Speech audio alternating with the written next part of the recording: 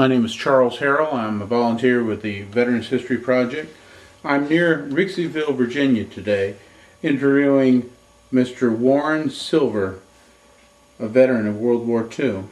Mr. Silzer, for the record, would you state your full name? Warren Ralph Silzer. And what is your current address?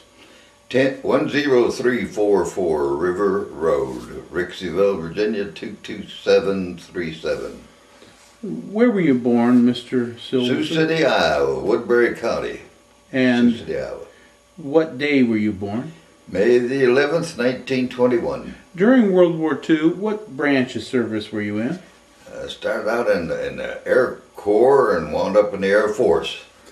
What squadron did you fly with? Well, and I was in the 311th Fighter Group, 529th Fighter Squadron in Burma, India, and China. In India, were you with the 10th Army Air Force? 10th, yes. And China, the 14th? 14th, correct. What was your highest rank during World War II? Captain. Did you get enlisted or drafted? Should I tell the truth? They tried to draft me, and I was I did not want to walk, so I got a delay and went to the Air Corps recruiter and enlisted, became a pilot. So you knew you were going to get drafted? I went to the draft board and had to talk my way out of that so that I could take the other one. Did you enlist in July of 1942? Yes. And when did they release you? January the 7th or something like that in 46. And did you only serve in World War II? Beg pardon? Did you only serve in World War II? Yes, yes indeed. Were you called back for Korea? No, sir. Your locations of military service, would that be China, Burma, India theater? Yes, yep. Were you ever a prisoner of war? No, no thank you. Were you ever injured of any sort? Nope. In that squadron, what was your primary duty? Were you a fighter pilot? Pilot, yes. I'd like to jump back and talk about you growing up, first of all, during the 1930s. Do you recall anything before the Great Depression? Before it? Well, I don't know when it started. I don't know what you call when the Depression started, but I was of age to understand the Depression. What happened before that? I never really was affected by, hey, what are we going to eat, or what's this? My father was fairly prosperous. What was his name? He was from Dubuque, Iowa, and he worked for Thomas Alva Edison in Dubuque, Iowa, and well, he just was. We never knew hunger or need or greed or anything like that. But we had a maid during the Depression. So what was your father's name? Gustav Ulrich Silzer. Was he German? Yes, he was. Austrian or German or something. Was he an immigrant, or was he just of that stock? His father and mother spoke nothing but German, and they lived in Des Moines, Iowa. I mean, in Dubuque, Iowa, and they spoke German. He obviously could speak German, but we spoke English at home. And my father and mother. How deep do you want to get into this? Well, because when my father is a self-educated man. When he came home from school in the first grade, he found his mother had hanged herself, and so from there on, he was in charge of the family. He was 13, 12. Did a great job of it, but that's what happened. Why did he say his mother hanged herself? Did he ever say? He never could figure it out. He went to school one morning. Well, I don't know. I guess I've never really been able to figure it out. And he's been long gone. And well, there were 5 kids, and I'm one of the 5, and there are 3 of us left. The other two, we were two family. The older half, and then my brother and sister and I came along. So we have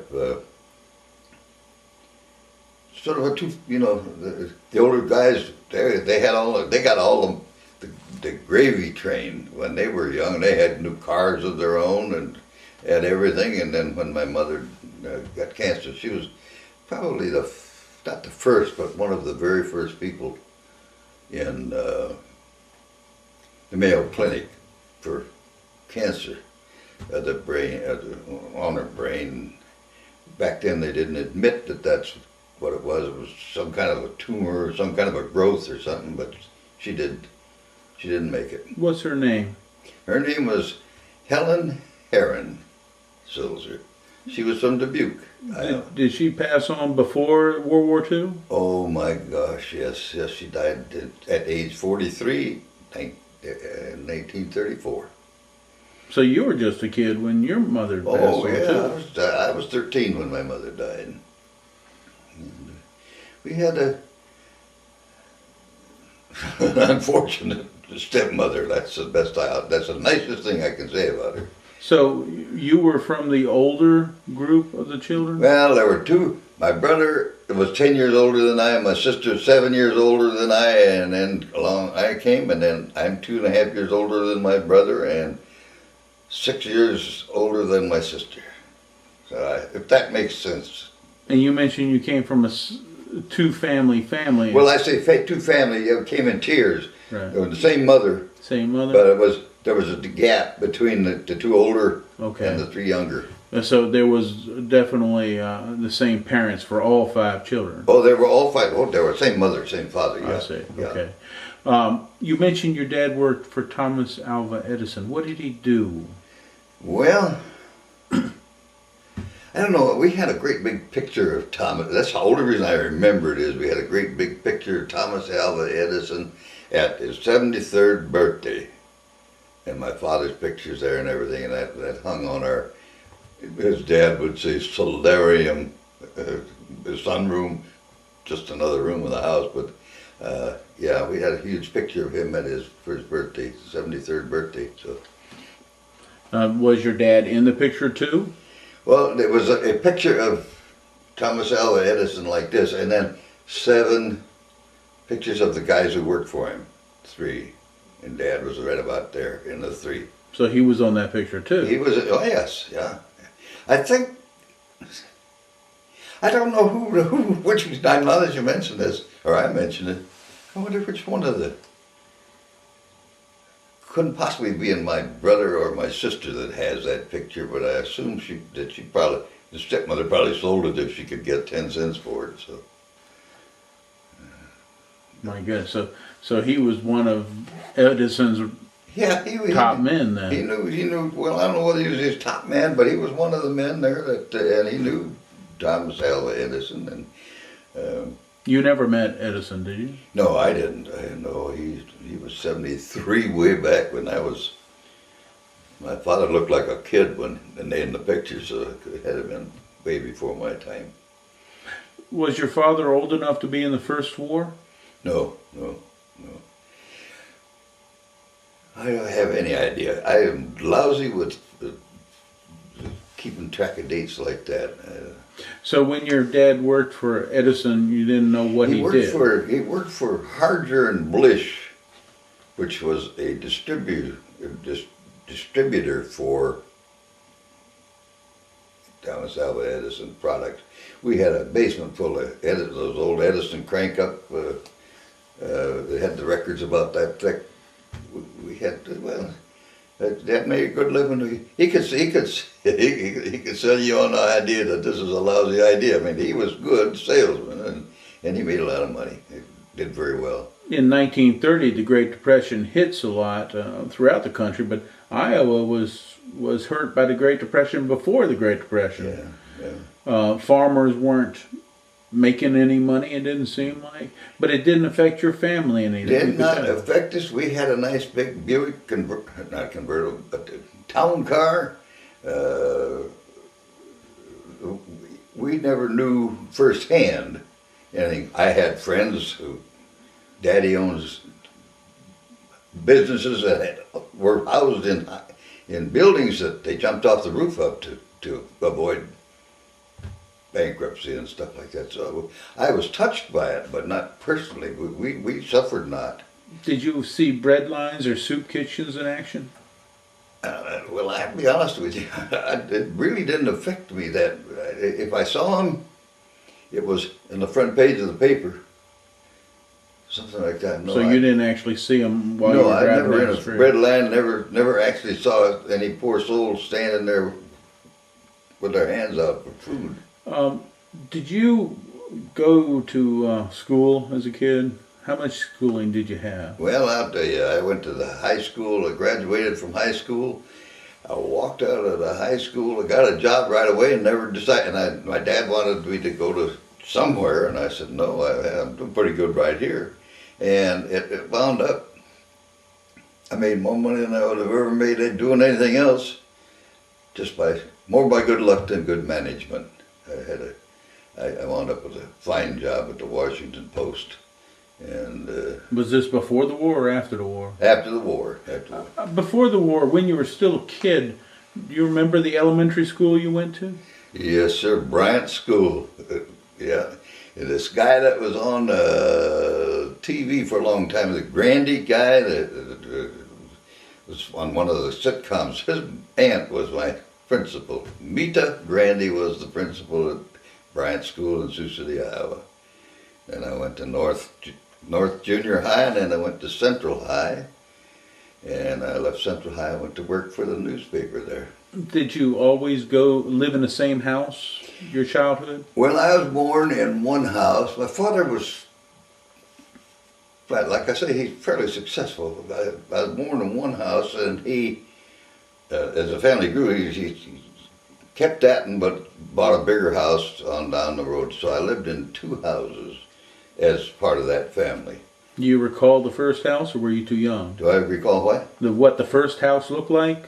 Absolutely. I went up there one day when I was about 60 years old, and I said, young lady, I was born and raised in this back room back there, and could I possibly see it? She says, you weren't raised in the back room of this house. She says, we added another room. I know the room you're talking about, but we added on to the back of the house. So yeah, I've been back to seen that house and seen the other house. You mentioned you had a maid. You remember her name? Beg pardon? You had a maid in that house? Or a servant? Yes. Oh, my brother and I were talking about it the other day. She wasn't a servant. She lived in it. She had a bedroom there. Bless America. Her name was Mabel something. Was she like a second mother to you, or was it more just a worker? No. My mother sat down and rang the bell, and dinner was served. It was that sort of a deal. No, she wasn't sort of a second. Then my mother got cancer, and it all came to an end. The top oldest, they had everything. The three of us, you wouldn't believe the life we had, and I'm not going to try and explain it, but it was a horrible life. Your ma passed on. Did the servant leave too, Miss Mabel? Do you have to do what? Did Miss Mabel leave also? Well, no. When my mother got sick, my dad had to. Mabel became a thing of the past because he had a registered nurse on live-in, and so she was there all the time until mother died. Did this illness make your father lose a lot of money too? Well, the second wife. How deep do you go on this thing? Well, I'm trying to learn about you. Who was your second mother? Is it edited? No, not edited. Well, the second wife was younger. She had something that a man wanted, and he had to pay for it. With the house or a lot, or when he died, he had only clothes on his back. But she had gotten it the other way and given it to her family. She had nobody thank the good Lord, there are some nice people in the world. Her niece, who she had given most of it to, well, I've given what I had away. She gave it to the kids who really, who really should have gotten it. How long did your father live? When did he pass on? My father lived till be 83, I So think. well past the war, he was still living. He laid around and just let me die, let me die. That's all he wanted to do. I could never understand that, why anybody would say let me die, but this is, when I think of what he had to live with, I can understand it. So, I don't know. So your stepmom was much younger than he was? Yeah, yes, yeah. And she was not, well, she got what she wanted. What type of entertainment did you all have when you were growing up as a kid in the 30s? We had an Atwater Kent radio sitting, I can see it on over there in the corner, and we get down there and listen to the Eddie Cantor and that sort of stuff. Yeah. That was the entertainment. Plus, my brother was a genius, the older brother. My younger brother is, but my older brother we had a big house. In the top, the attic floor was square. I don't know how many feet square, but he built a railroad up there. This is back when 1928, and the railroad had 27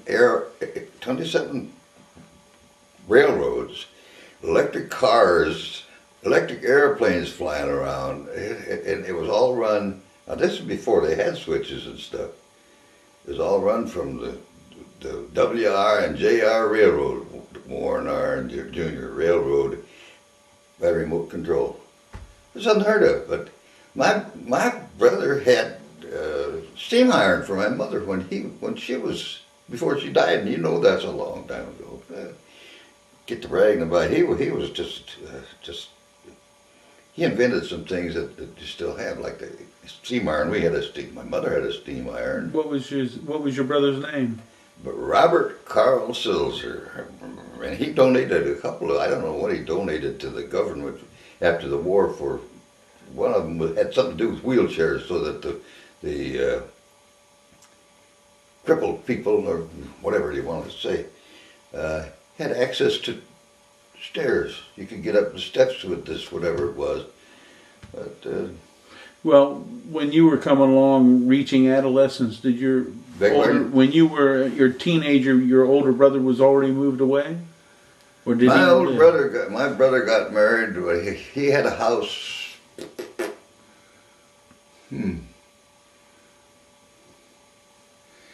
Oh yeah, he got married and moved away. I couldn't tell you when. And my sister moved to, when the new mother came in, she couldn't take it. She was old enough to have enough brains to say, hey, goodbye. And she went to Des Moines, Iowa, and lived with a relative there. Wherever we were, that's where I left it. I forgot. Did you visit your grandparents much? Yes, yeah. I was sitting on my grandfather's lap when he died. We were out to the airport to see Lindbergh's airplane, 1927, out at the Sioux City Airport.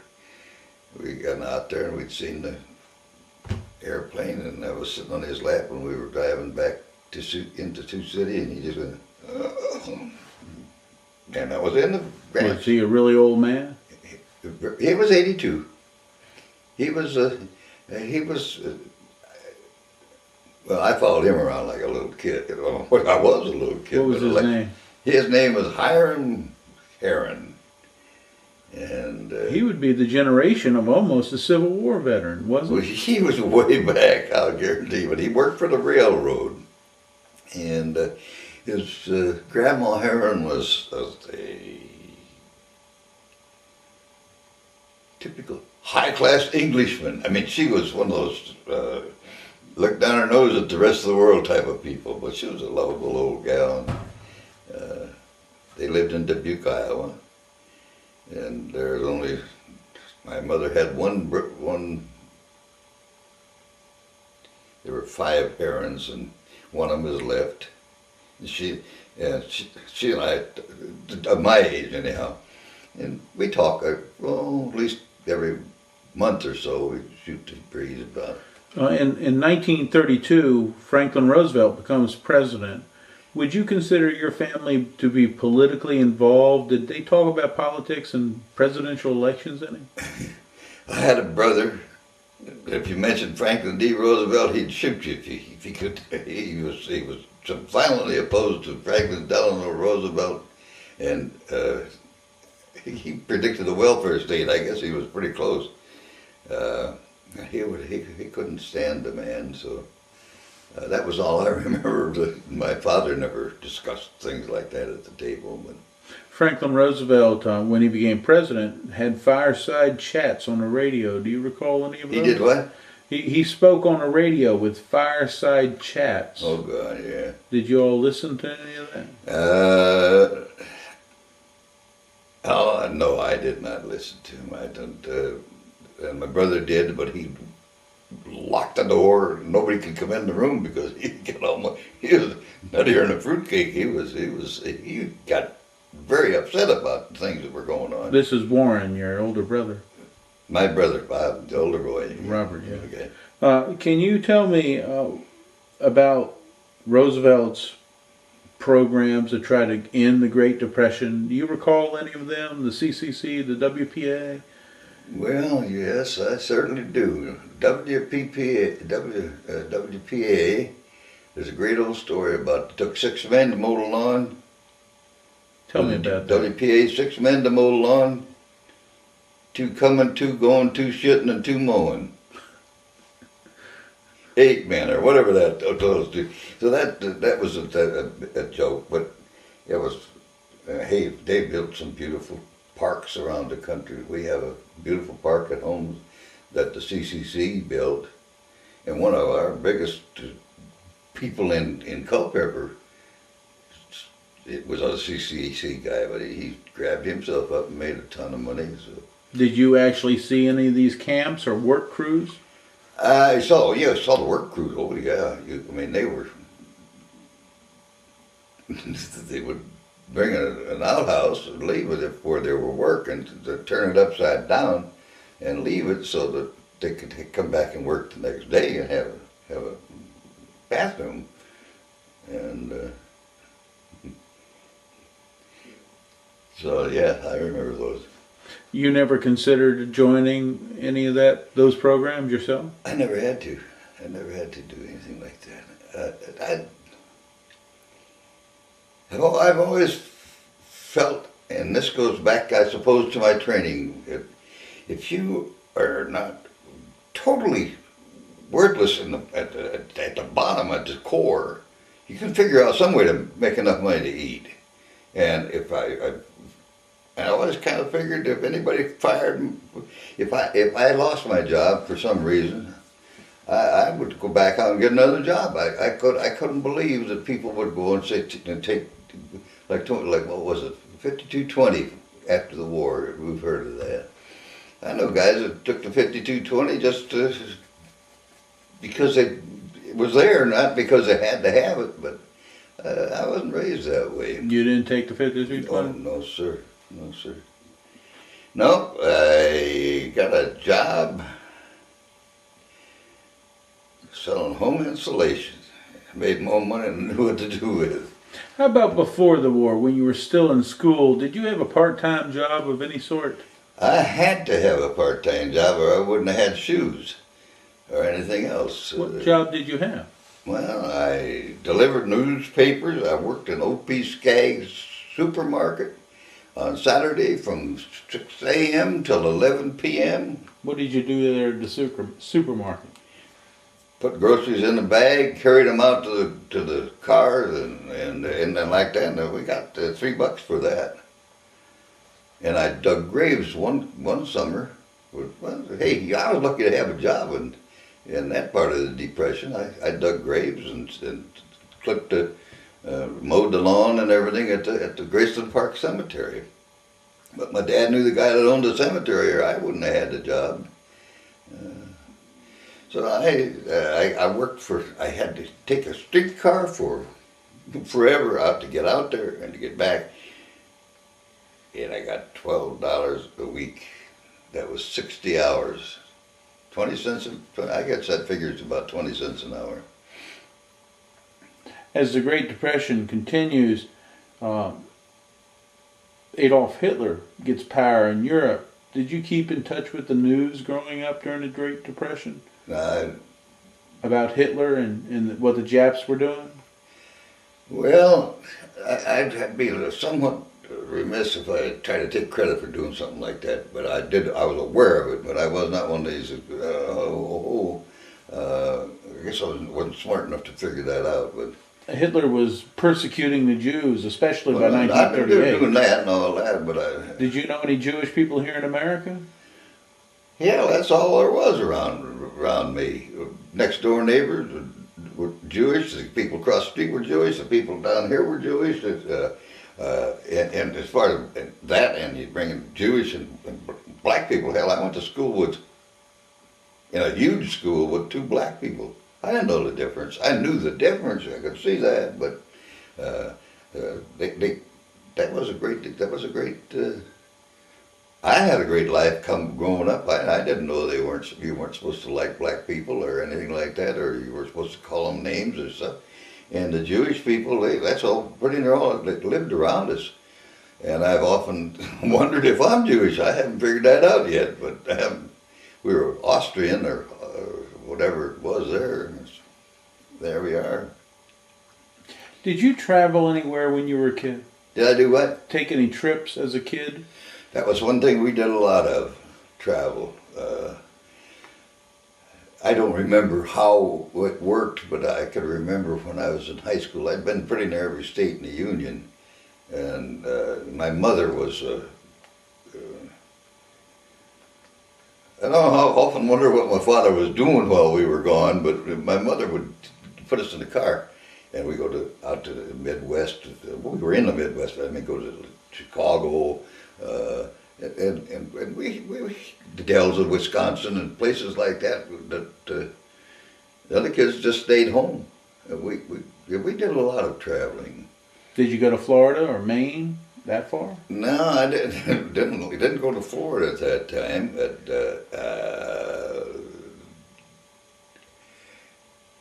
I went a lot of places that I can't tell you where I was because I was too little. Within 300 or 400 miles of home, though, somewhere. Yeah, well, my mother would drive us to Chicago, which was 500-600 miles. The whole. My father was a grammarian, and if you didn't speak he'd roll over in his grave. He could hear the way I talk today, but you didn't. You used the proper English, or you didn't eat. I mean, if you sat at the table, I asked him to give me some.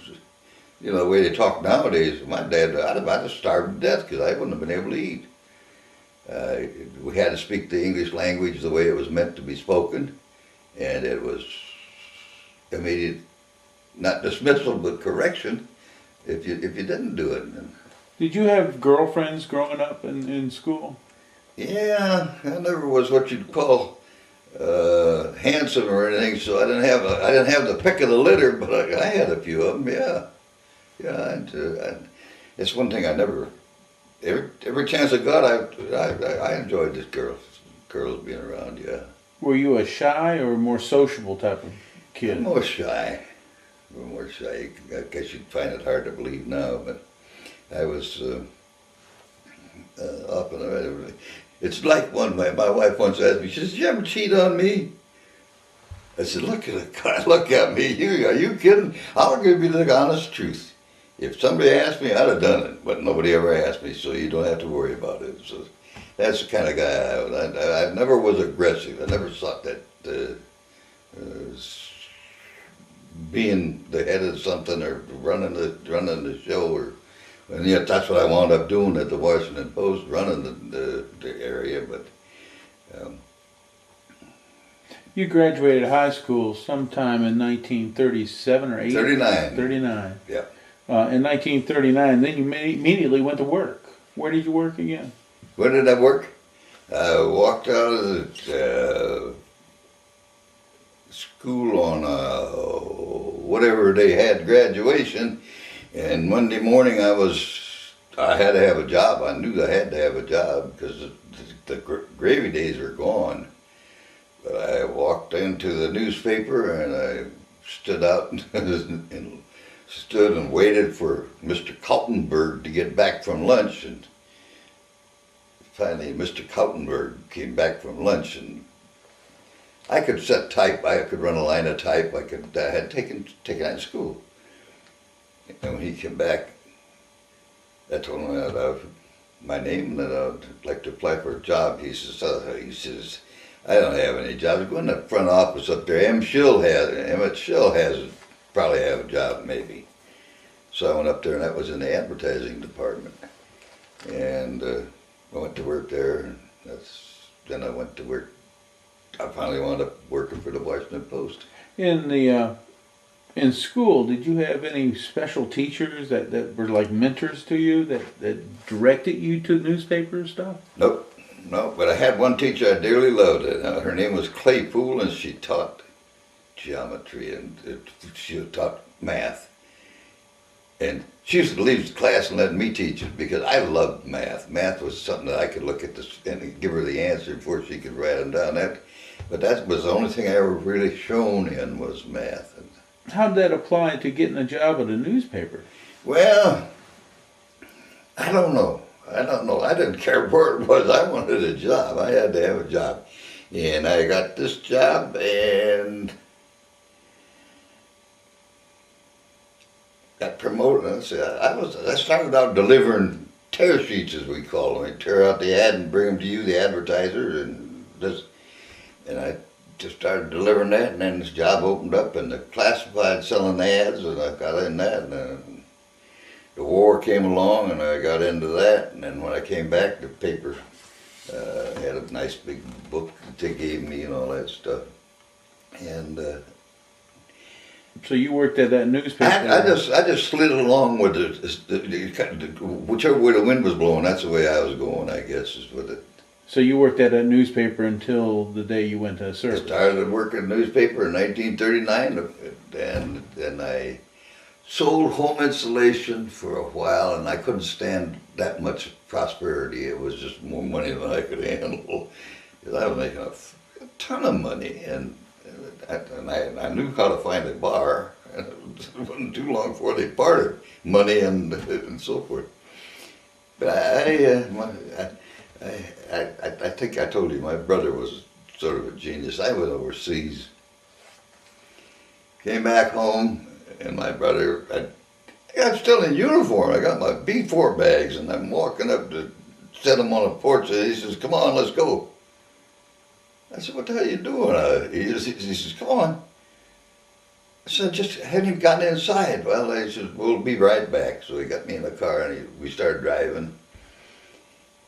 And he took me out to the airport. And they pulled up in front of the alert shack, we called them, but whatever they call them there.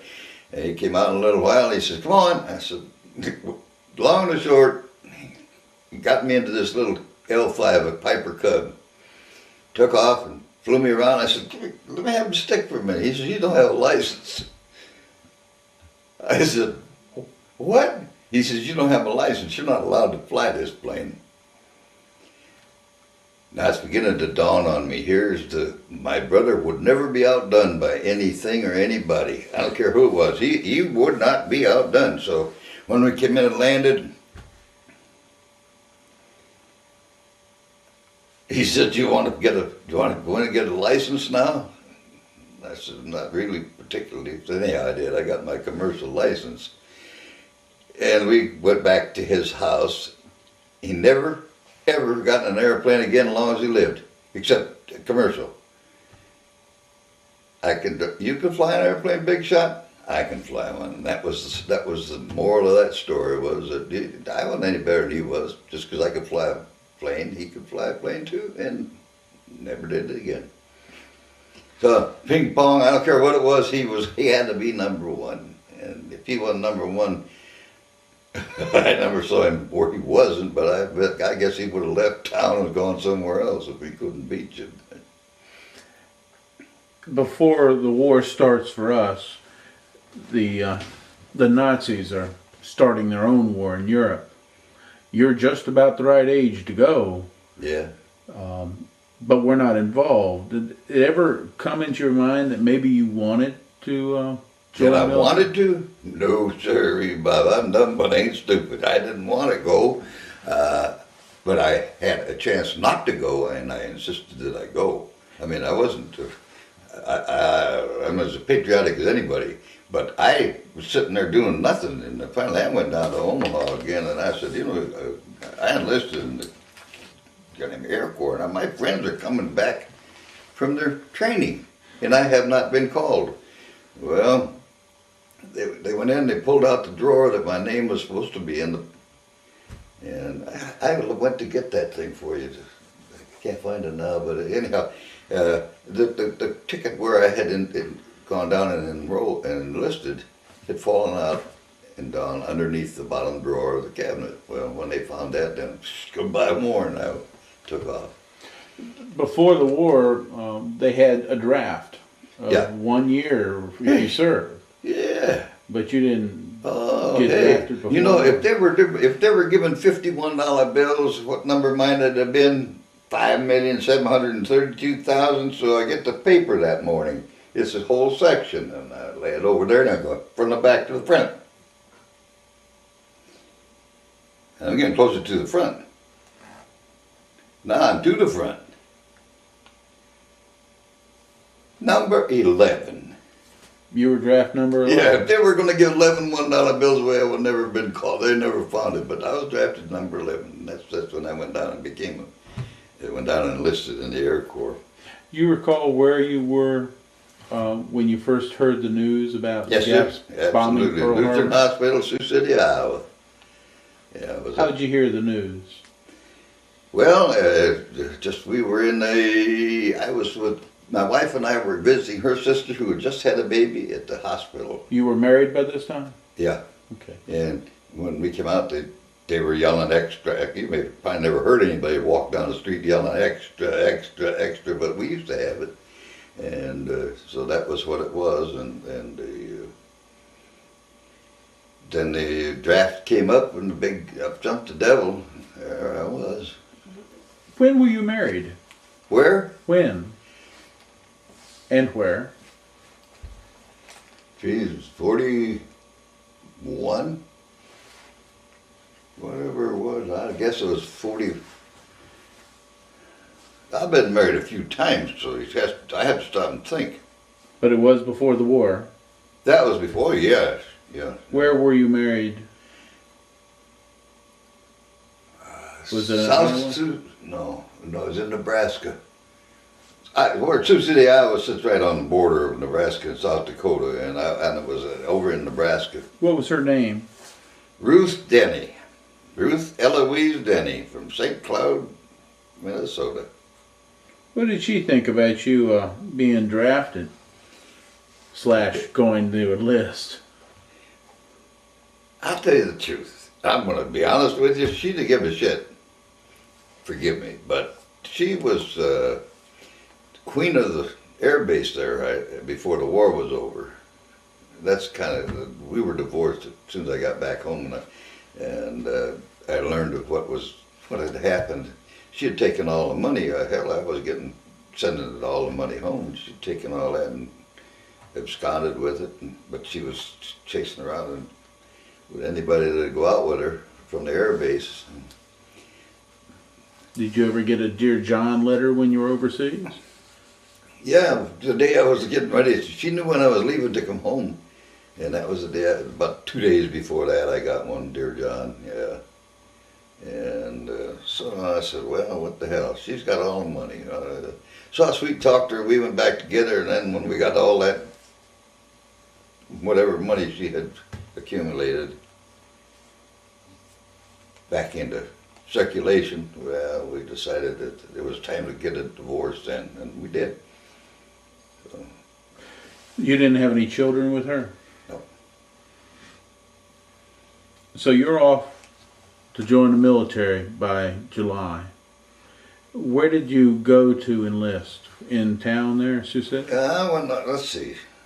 I went into the military. I got on a train in Sioux City. Went to.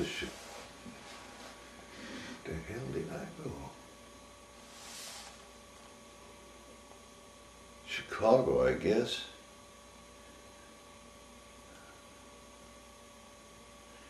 Well, it gets tough when you can't remember stuff like that. Just swore you'd never forget.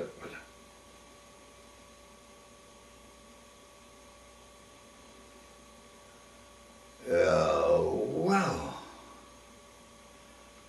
Well, anyhow, I wound up in Texas at a flight training school in Stanford, Texas. I took my uh, flight training, and then I took my basic training in Garden City, Kansas, and my advanced flight training in Eagle Pass, Texas, and my overseas fighter training in Sarasota, Florida, and P-40s. When you went into the Air Corps, was it your hope to become a pilot?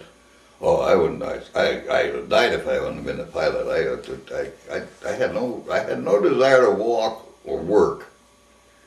You know, as far as what I'm saying is that I pilot, number one, and number two, a pilot of a fighter plane. I didn't want to be a bomber pilot in no circumstances. I figured if I was going to make a mistake, it was only going to kill one guy, me.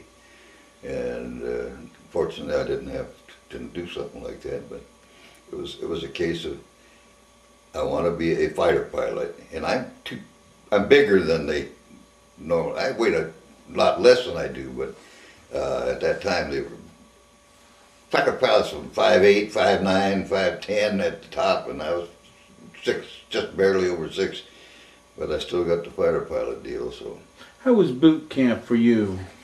oh man, they talk about boot camp in the Marines. It's only maybe that's a little bit rougher, but for the aviation cadets was terrible. They were hazing, you know, 24 hours a day. But it was, I figured, hell, I can put up with it if they can. And that's what we did. They used to make us sit on the edge of the chair, and you wanted something over here, you just asked for it, and you say, we had a whole bunch of black people serving up meals, and you had to sit on the first 4 inches of the chair. You sit there and said, please pass the potatoes. Ain't no mo. It ain't no mo. Whatever you ask for, it ain't no mo. So you got to eat in a hurry, or you didn't get anything. And, how did you eat? You said you sat upright on the chair. you had to look at a spot right there. You could not, your eyes couldn't wander over here, or they'd give you demerits and make you walk with a parachute over your back, or with a gun or something. And oh boy, yeah, they were really rough on that. And then when you got down towards the end of the war, they, like 44A, class of 44A, they had a big sign in the ready room, or whatever you want to call it. Open season on 44A. In other words, hey, if he does anything wrong, fire him. Or get grounded, or wash him out is what they did. You said you went into the Air Force because you didn't want to be a ground soldier. All this boot camp must have been tough on you. It was, it was no fun for anybody. Did you do a lot of marching? Yes, we did a lot of marching. We used to stand in the sun down in Texas at the retreat parade, and we, okay, it's your turn. And so I'd move over behind you. When you fainted, I'd catch you, and I'd take you back over to the ambulance, and we'd get out of there. But what's the first day that you can recall being in the military? What was it like? Terrible. What happened? Oh, Jesus, Sully, you gotta. Well, I guess it wasn't the first day I was really actually in it, but it was the first time I was ever subjected to it. And we got on a big old 6x6. That's a truck, a big old truck that probably carried 25 guys. And middle of the night, we'd drive into this camp down in Texas, and everybody in that camp is waiting for us. And they're screaming, "You'll be sorry, you'll be sorry." Well, these were the upperclassmen, and they could do anything they want, not sort of physically beating you to make your life miserable, and they did. So we went through that. We had to. They'd say, "All right, sweat a silhouette." That meant you got up against the wall and you sweat till you left it. When you walked away, you left an imprint of your body in sweat there. And then they say, "Okay, get on the two chairs." They put them there and you put your feet on the heels on one end and your head on the other, and you'd stay there until you fell. Was this some type of hazing, or was this? Yeah, that's all it was hazing, one thing after another. You were an officer cadet at this time. No, an aviation cadet was lower than the lowest form of life. He was lower than a cadet, than a private? Private, yeah. Wow. You pulled through, though. Oh, I got through it, yeah. Damn, I didn't hear. Did you know anybody else in your cadet class? Well, a friend of mine and I left Sioux City on the same train, same place, and everything. We went down there together, and I still talk to him. He lives in Sioux Falls, South Dakota, and I call him. My sister lives 5 miles from him, but I haven't seen him for a while. But yeah, I went down with. That was why I went down and said, "Hey, how come I haven't been called in?" Because if I'm going to get dead, I want to get dead with somebody I know. I don't want to go down there and get thrown in with a bunch of people I don't know. You know, some squadron or something. And that was why I did that. I wasn't. So that cadet stayed with you pretty much the entire time, or? No. Some of God love them. They're still alive, but most of them are gone. No, they didn't. We didn't stay together. As you went through cadet school, when did you first realize that you were going to become a fighter pilot versus another type of pilot? Well, when you go to basic, you go to flight training in Stanford, Texas. That's where you first learn to fly in Stearman. And then you go to basic, which is a BT-13. And then from there you go either to a twin engine or to a single engine school. Then's when you know whether you're going to fighters or bombers or multi-engines.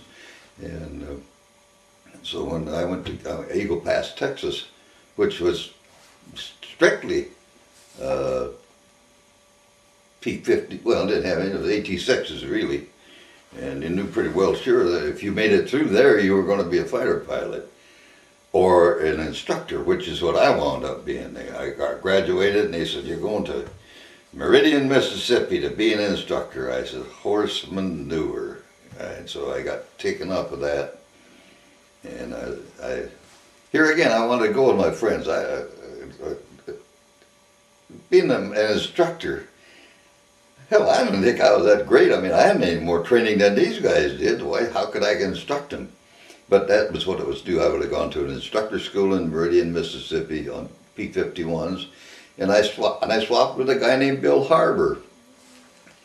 And I was in China a long time, been in China a little while. And one time I got a call, "Hey, I guess I was Lieutenant there. Lieutenant Silzer, come to the flying line." I get down there and there's Bill Harbor. The guy who had taken my spot. He had done his tour of that stuff. And lo and behold, he got shot down, and when he bailed out, I'm wandering, but when he bailed out, he had a leather jacket on like everybody did, and that leather jacket was shredded because somebody had taken, when you grab that ring, you pull it, what you're doing down at the other end, there are two little sticks that are going through holes, and when you do that, this opens. Somebody had bent those back double to where the chute couldn't open. And so he sailed down, I don't know how many thousand feet, but he knew he was going. So it just little things here and there. I don't know whether that would have happened to me if I'd have gone the other one, but I just count my blessings when they say this happened and that happened, and this is how I wound up. What was the very first plane you flew? Very first plane is a Stearman PT-17. I guess Stearman, yeah, 17. Was that down in Texas?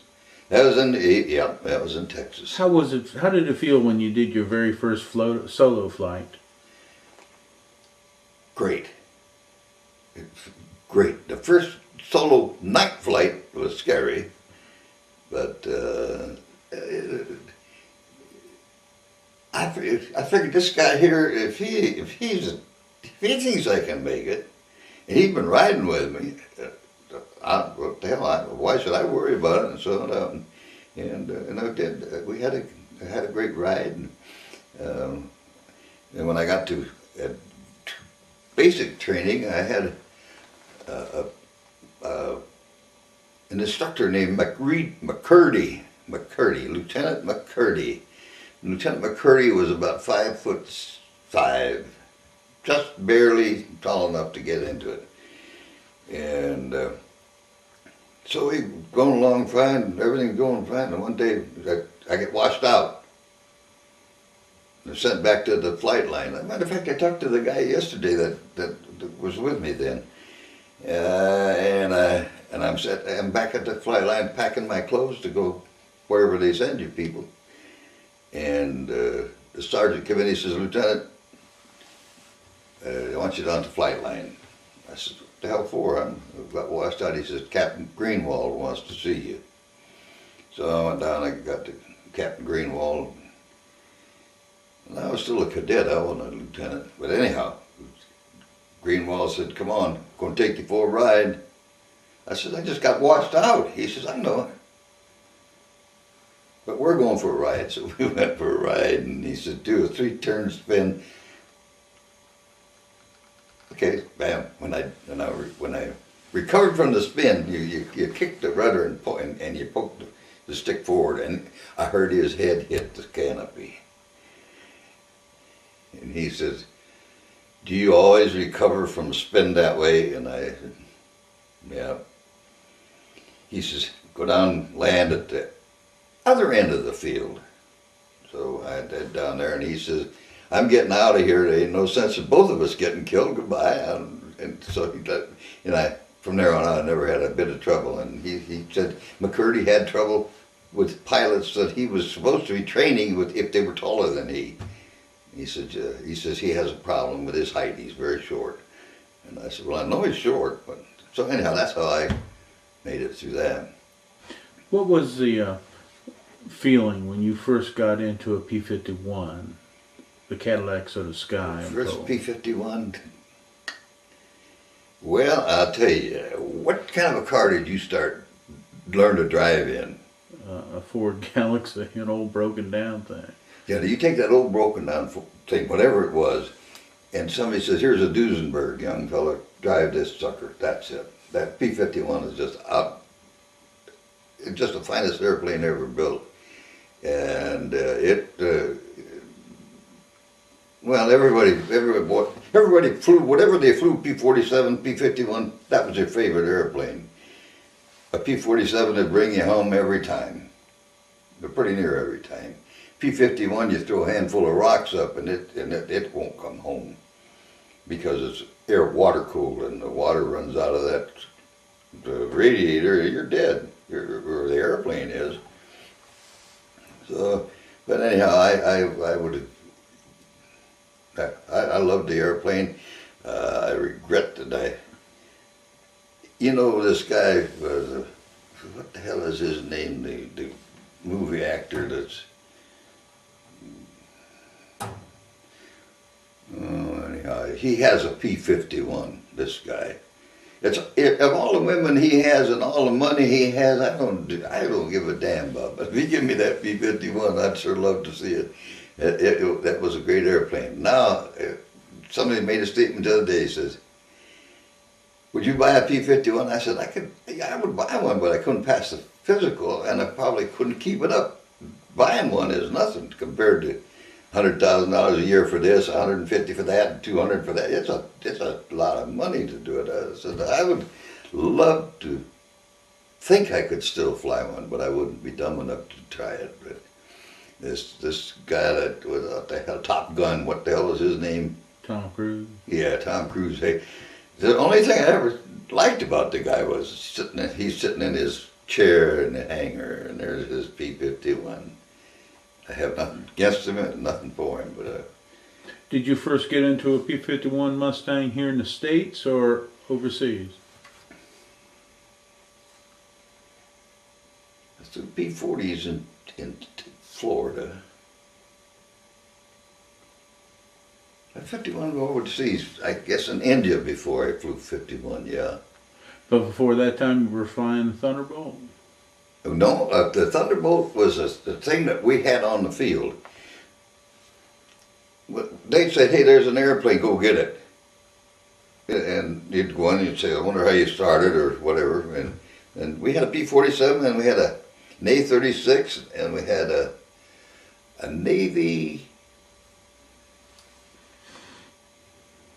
I don't remember what the heck it was, but it had this little, the Navy had a map board that came out like this, so the stick was only this high, and you had to lean forward to try it. And it landed about 40 miles an hour instead of 100. But the P-47 was a great airplane. The 51 would just outrun it and out anything it except dive, because that one weighed 7 tons and yours weighs 4. So. Did you fly the P-47s here in the States? Never, No. never in the So States. what were you flying here in the States primarily? Well, I was flying P-40s and The Warhawk. Yeah, P-40s and whatever else came along, but not. When I graduated from Eagle Pass, Texas, then I never did graduate from Eagle Pass, Texas. I was one of the poor bastards that we got reined in and stormed in to Matagorda Island. We were down there on gunnery, going down this island so that you could shoot, fly into the patterns and so forth. And it rained and it rained and it rained and it rained and it rained. And on December the 4th, we did not get to wear our wings. We did not get to do anything. So finally they sent a truck down and picked us up and took us back to Eagle Pass. Everybody was gone, but our stuff was sitting there, and they said, okay, you can put on your bars now. So we got dressed, got out, got a train, and got out of there. But there was one class that graduated from flight school on Matagorda Island, which is down in the Gulf. What airplane were you flying when you first pulled the machine gun lever and shot for training purposes? For training purposes, AT-6. It had one 50 caliber in the wing, and you went out and somebody towed a target so you could shoot the target. But that was the AT-6, and now they call it T-6. But how did it feel? I mean, did the plane shudder? well, that's just one gun, but in a P-51, it slows you down. It slows you down. I mean, you got these 650 caliber machine guns. You can feel it slow you down. They've got a lot of kick. They don't slow you down to where you're going to fall or anything, but I mean, you know that you're firing, and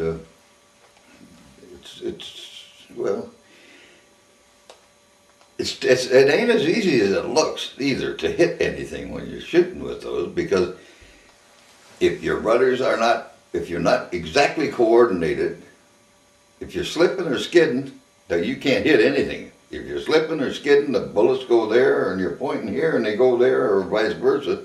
So you got to be coordinated. You have to have everything coordinated, and if everybody that fired a gun in World War II on an airplane everything had been coordinated, there'd have been a lot more other airplanes shot down.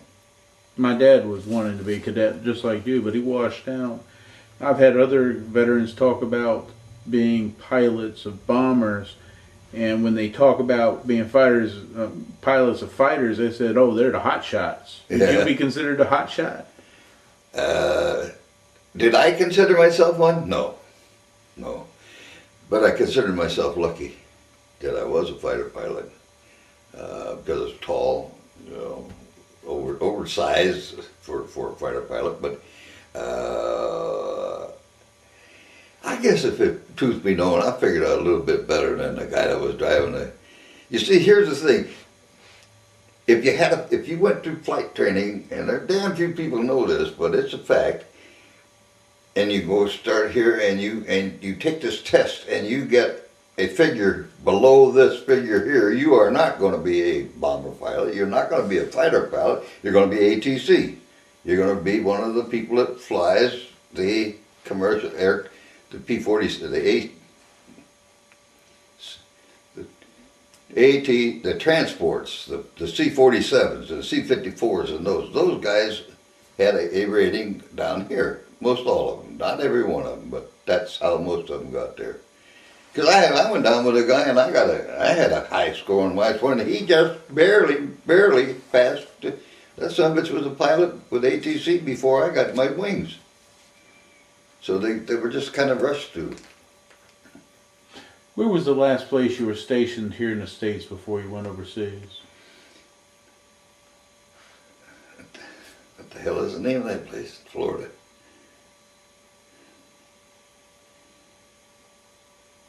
Sarasota, Florida. Sarasota? Yeah. What were you doing there? Flying, had overseas fighter training, OFRT, whatever they call it. Overseas fighter training was there, and we were flying night flights and gunnery and all that, and then took off and went over on a boat on the ship rather to India. I want to stop here for a moment.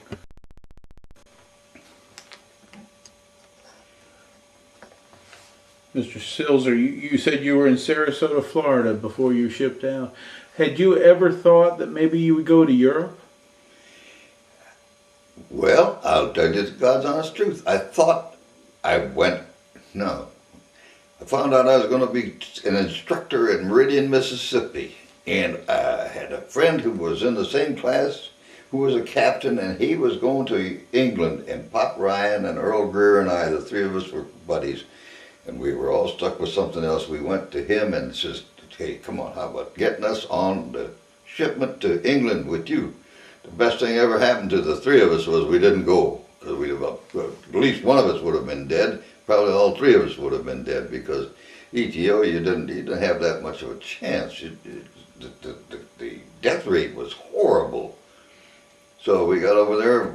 They lived better. They had nice places to sleep, nice places to have a drink or to go to town or something. We didn't have that. We had slip trenches for latrines, but at least we didn't have to worry about getting shot at, getting killed every day. It was still there, but it wasn't not nearly as bad as it was. 8th Air Force, I bred for I forget what the life expectancy was of a pilot over there, 8-10 hours, nothing. You mentioned on December 4th, 1942, you left with the graduating class at Eagle Pass. You went to Sarasota, Florida for a little while? Well, I went home for a little R&R, and then I went to, well, everybody went to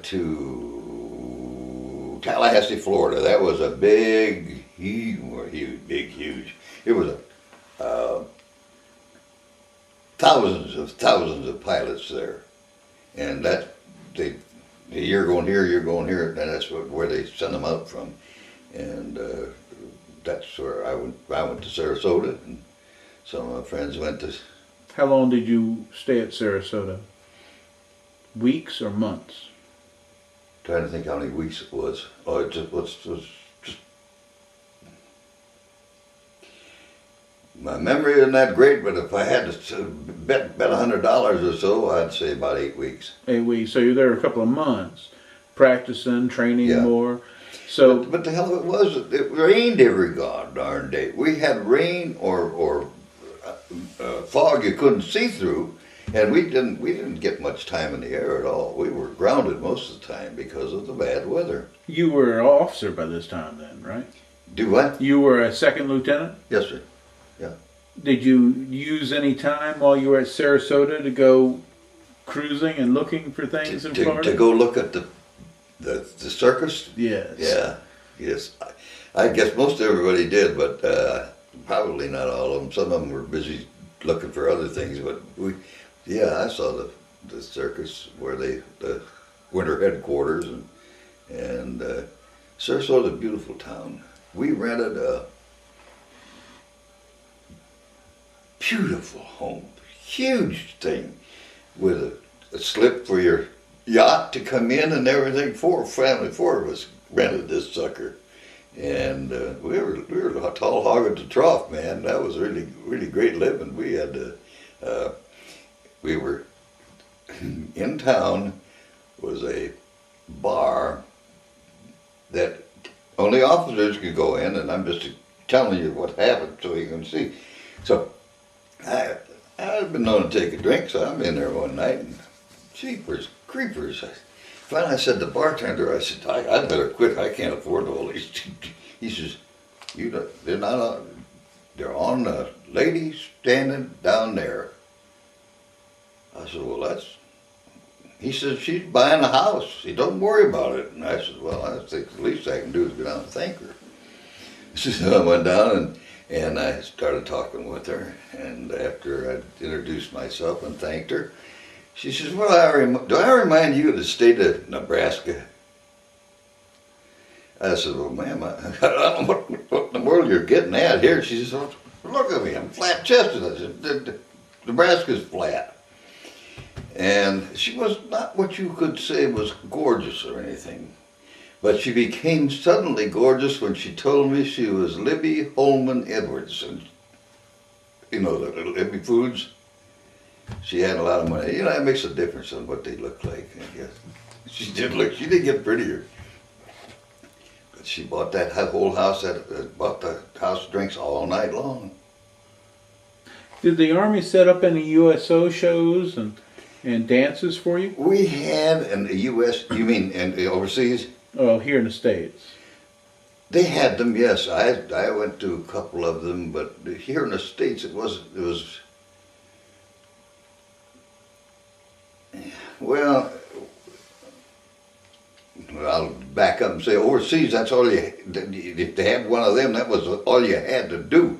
So you went to them. The ones here, I mean, you were living, you had your wife with you or something like that, you just, you probably didn't go to all those. But Jenks Falkenberg showed up at and Pat O'Brien showed up at our base in China. That was the only one I ever saw. As your time to be shipped out, in years, it's 1943 now, is that true? Beg pardon? Is it about 1943 when you finally start to ship out? Yep, I guess. I had all that stuff out for you, and as you can see, I'm a mess, but...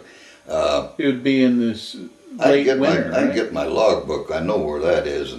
About late winter 1943, you should be going overseas. Yeah, did you fly? No, or did you I went on the USS General Butner.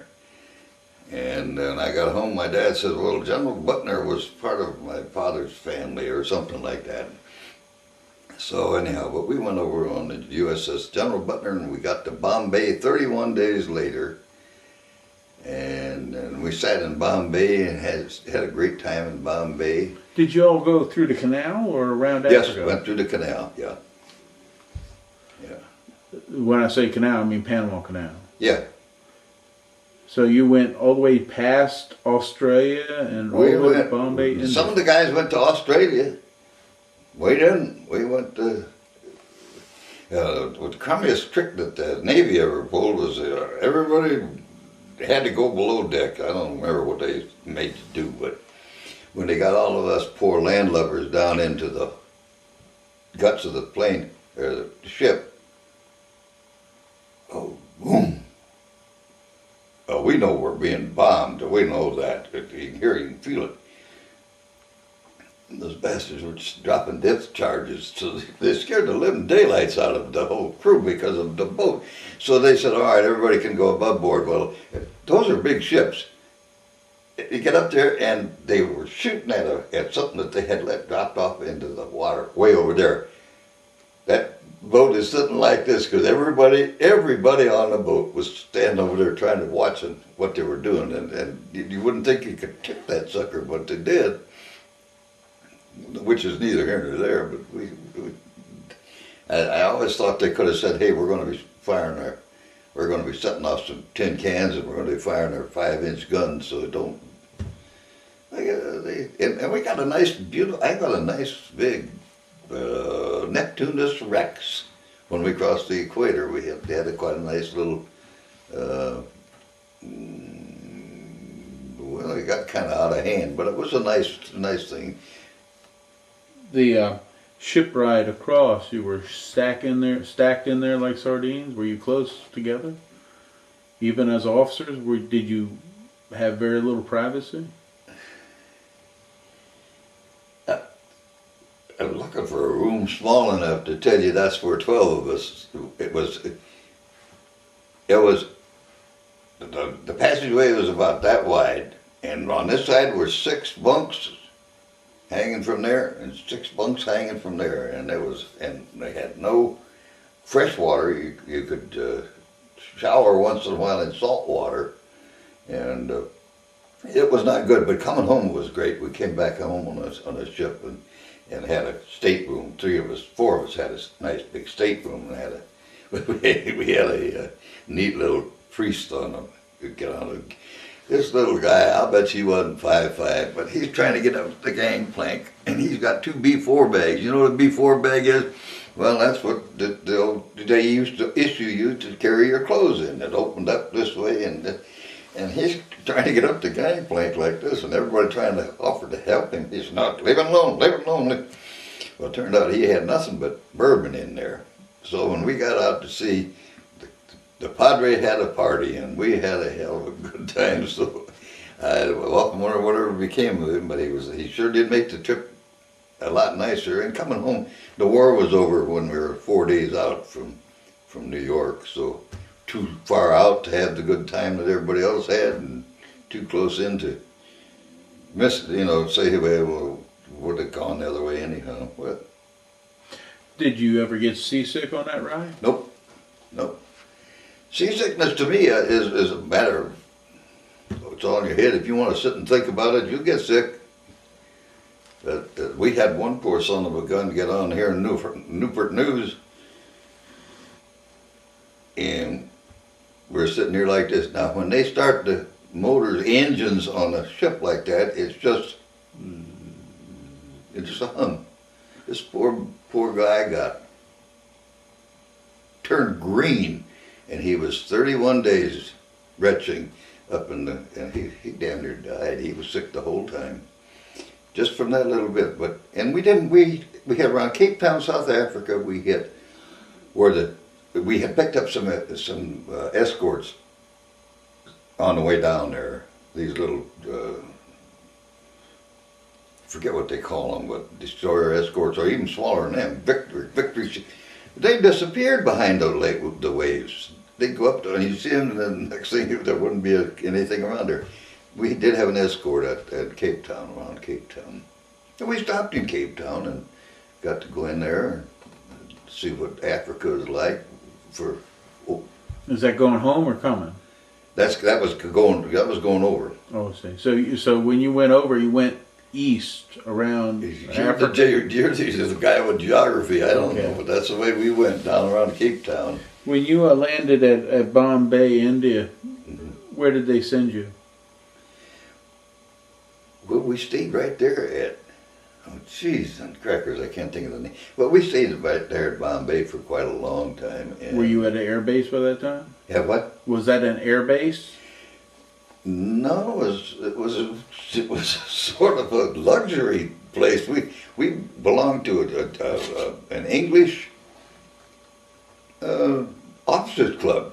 We could go in there and sit and drink and eat and all that. We were there for quite a little while. I don't know. Was it hot? Yeah, it got hot. It got hot.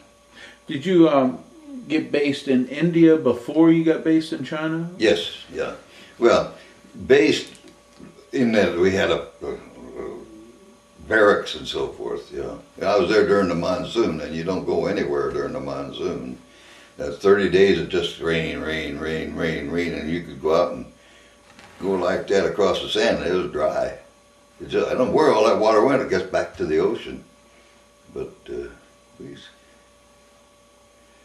we had a lot of fun there. When you finally got to an air base, where was that air base? The air base was in India, but I can't think of the name of it.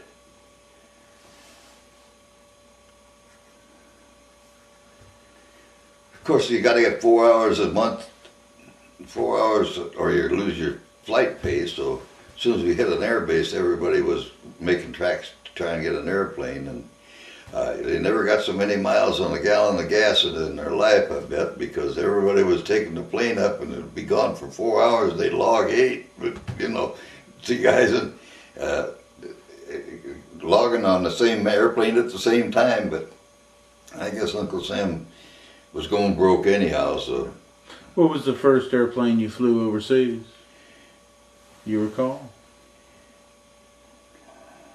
Probably a P-40, but I want to say P-51. I took a P-51. I had often wondered what would happen if you took. I took a P-51 and I just kept climbing and climbing until she just was sitting there working but not getting anywhere.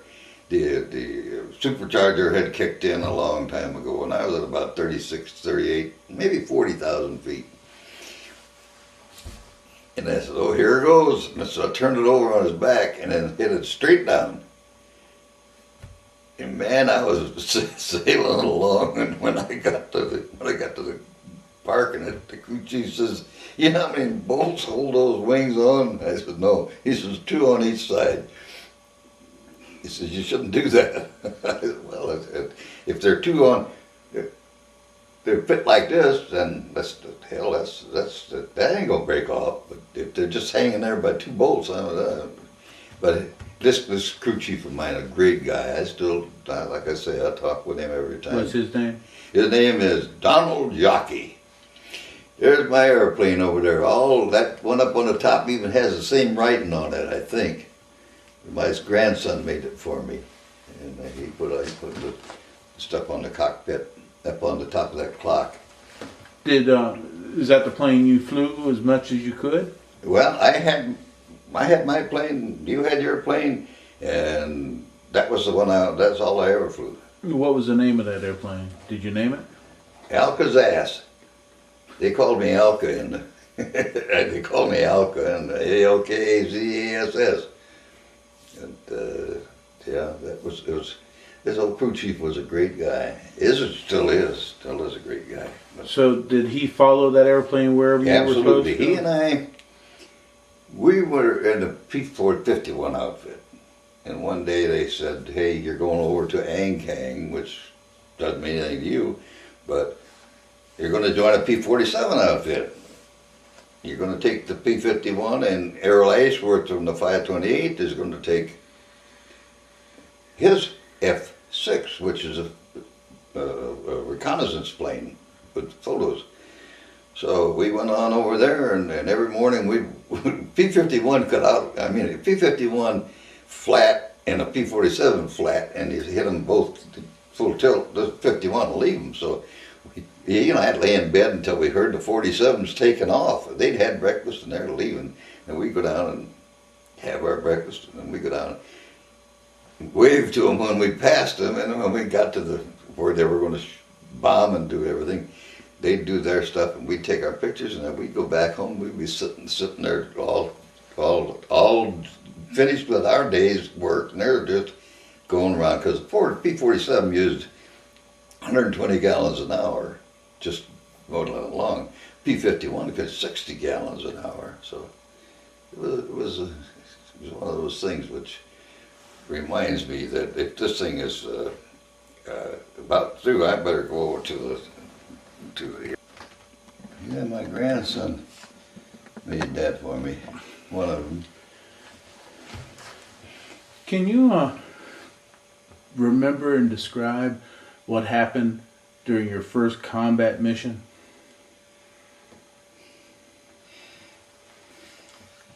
I can remember part of it. I don't remember taking off or anything, but I remember saying, oh, my, ain't that beautiful? They were shooting at us with ACAC. It just was not something I was thinking about. And there's a big old, I said, holy macaroni, let's get out of here. But yeah, I remember that. Tell me what happened. Well, I was what we used to call Hill and Charlie, because I was the newest guy in the squadron, and the newest guy on that flight anyhow. So I was number 4 and one here, and one here, one here, and then I was back here. So here we're going along looking. I'm not really paying a hell of a lot of attention because I was dumb, I guess. But looked up and I saw these black puffs of smoke, and I thought how pretty they were until I realized what the heck it is. It was ACAC they were shooting at us, and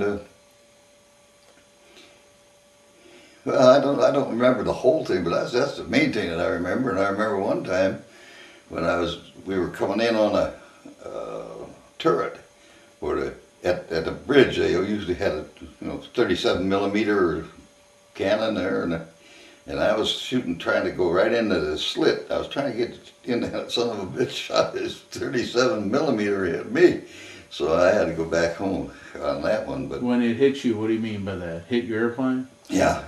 Which part of the airplane did it get hit? Well, the fairing doors.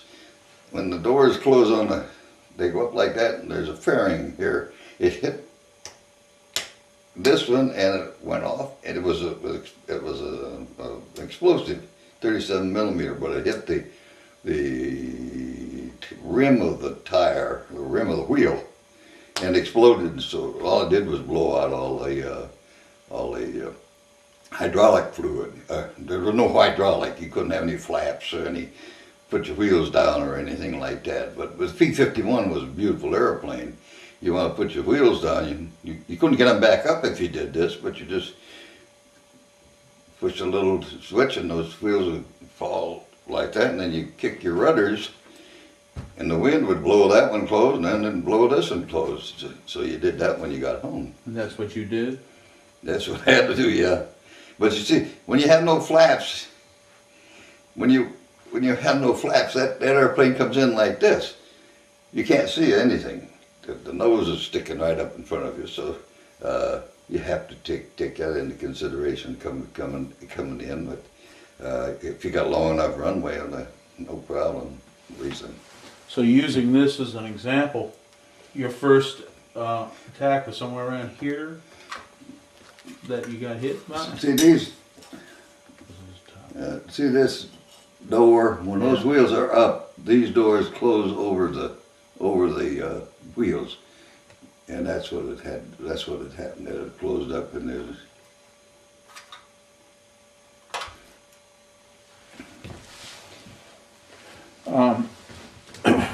do you think you got the guy in the turret on that bridge? He got me, I know that. I don't think so. I don't see how, unless there were several guys in there. I mean, we had tracers every third or fourth shell was a tracer, so you could tell where you were going. But when you're getting that close, I almost hit the thing myself. When you get that close, you want to get the heck out of there. You don't pay a lot of attention. It was dumb to get as close as I did. Just stupid. But did you do primarily ground attacks with your airplane? Beg pardon? Did you do primarily ground attacking with your airplane? Yes, yeah, that was primarily, but about the only thing we had. We saw in the air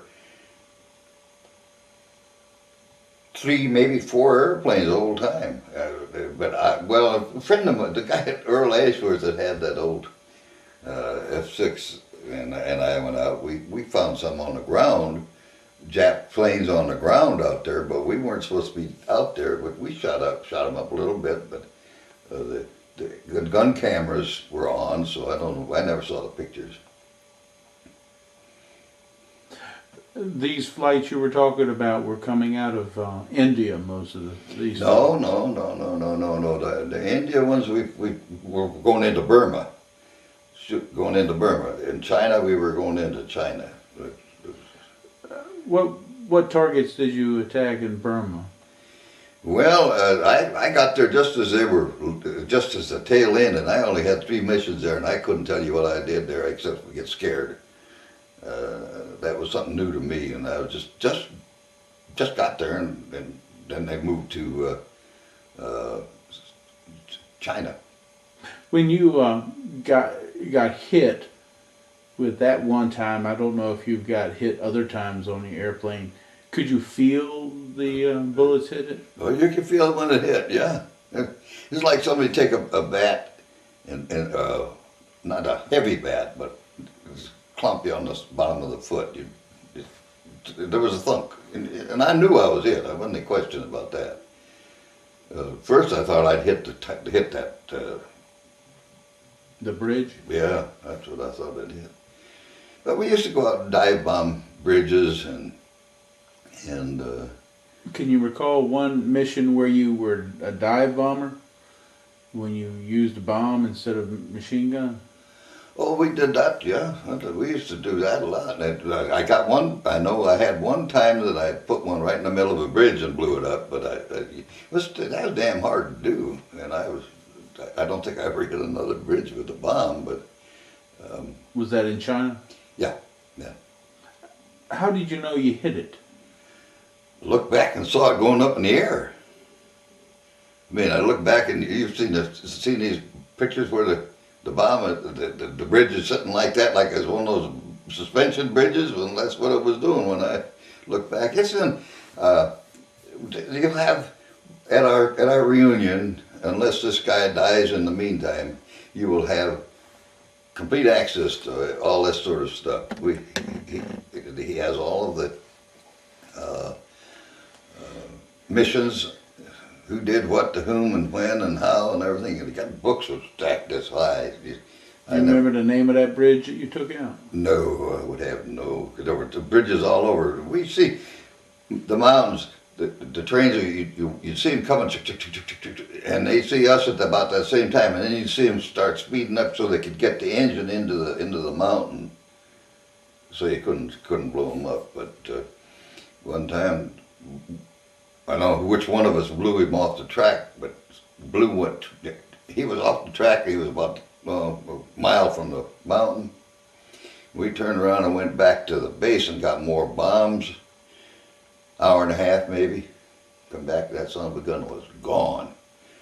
They had a great retrieval system. I don't know how they did it. We couldn't even find a derrick or anything. We went up and 2 went that way, 2 went that way. We couldn't find them. When you conducted a mission, was there other airplanes besides your airplane on the mission? Beg pardon? Did you fly in pairs or groups? Well, four of us would go out at a time, and then maybe 2 would sweep that way, and 2 sweep that way on the railroad. Go up and try and shoot somebody up, because if you hit them when they were under steam, they would explode. But as soon as they saw you coming down, they would release all the pressure in there, and all you do but put holes in it, and they get out and put these rivets in there, and they'd be gone again in another hour. You had to get them when they had steam up. How many trains do you think you attacked? 3, 4, or more like 20? Oh, you mean in a whole time? Oh, geez, that was about all we did. Me personally, or the squadron? Well, you me, 6, 7, 8. I haven't any idea, because we did that and we strafed them. I never really thought about it that way. Did you actually destroy any yourself? Did destroy any of them? Yeah.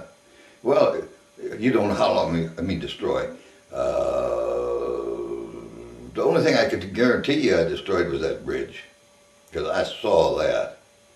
How close did you actually come to seeing the enemy? I made low. How close? Well, sis, I could tell them, I could see what they look like. That's only fun. The only fun in flying is getting down on the deck, right low. We used to come down, go up the river, and there'd be a Chinese sampan up there with masts sticking up here. You go, zoom, and then when you look back, the prop wash would have that sampan laying over on its side. That was some of the pleasures that you got out of life over there. As the war continued, would you guess at the number of missions you went on would be? How many missions did I go on? I had 41 missions for the Ankang area, and 26. I don't know. You see, the one I didn't keep. I have a record of 26 missions where it wasn't with the photo plane. But the other one with the photo plane, the guy that was running the squadron, he just the two of us there. He's the one that kept track of it. He said we had 41, so they weren't, there was nothing to them. So, How many other times did your airplane get hit? once by a buzzard, and right in the root right there, it hit there, and it was full of buzzards. And accidents, I never did get hit, but that one time.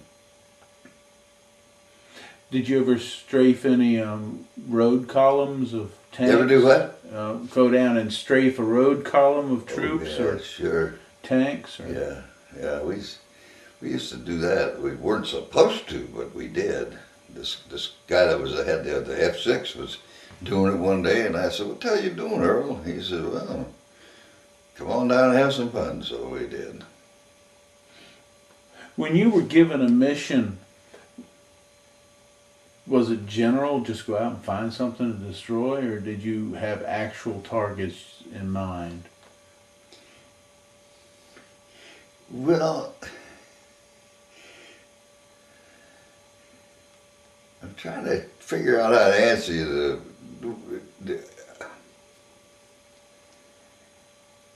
I don't. We had. Hey, this is where you're going. This is what you're going to do.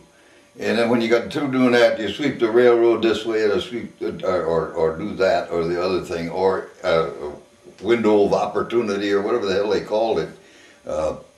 And something came up that looked like it needed to be taken care of. You weren't bound to it. At least you were supposed to be, but you could take a pot shot at something on the side.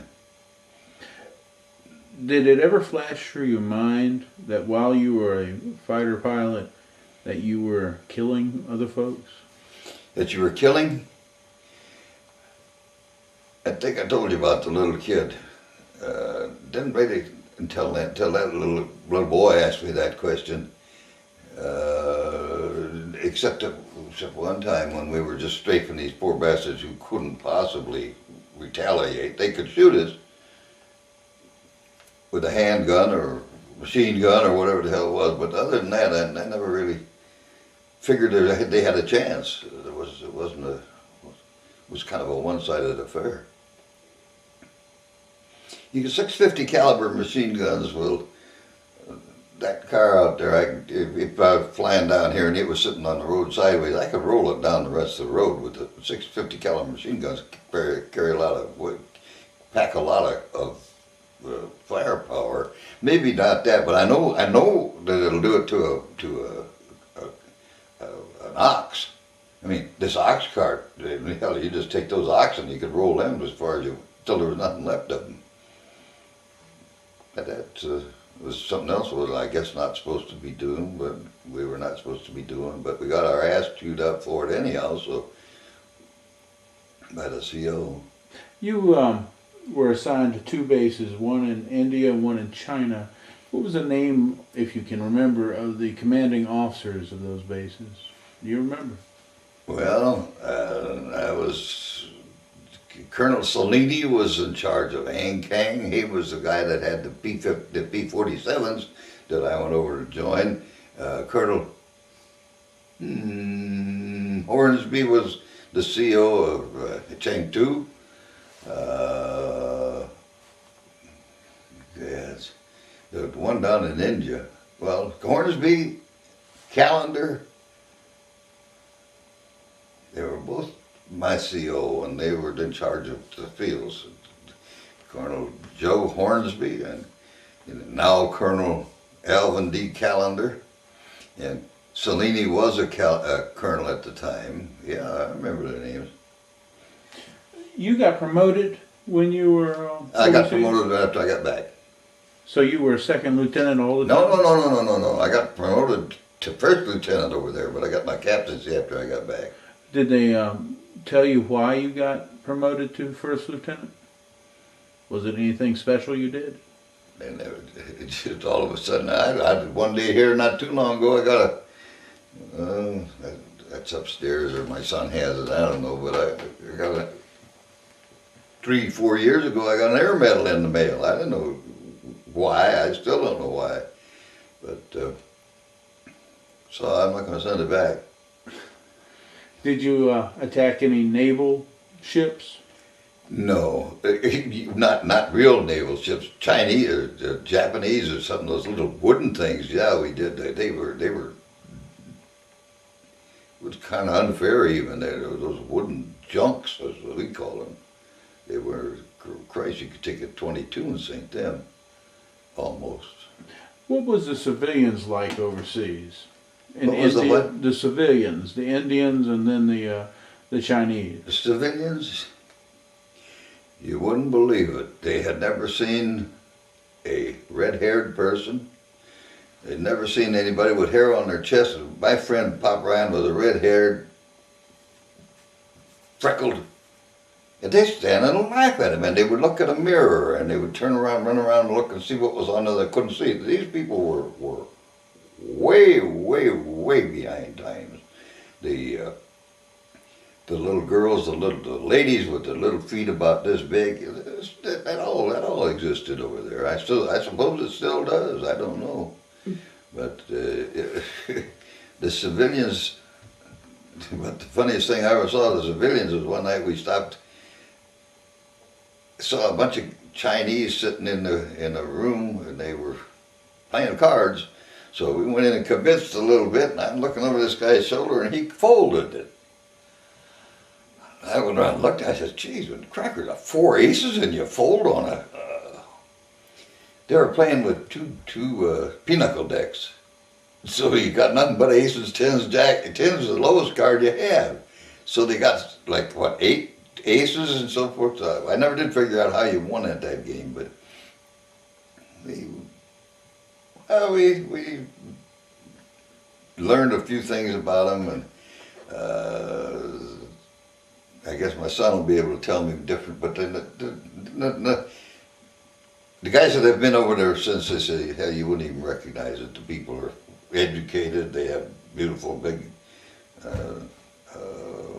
skyscrapers and everything. But when you were there, they were really backward? When we were over there, sheesh, they just... How was the food on those bases?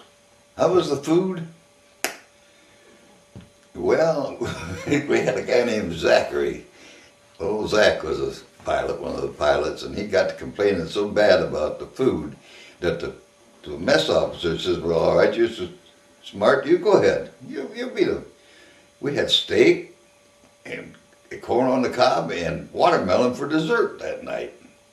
Nobody ever figured out where Zach got him, but it kind of a problem with the dysentery over there, you know.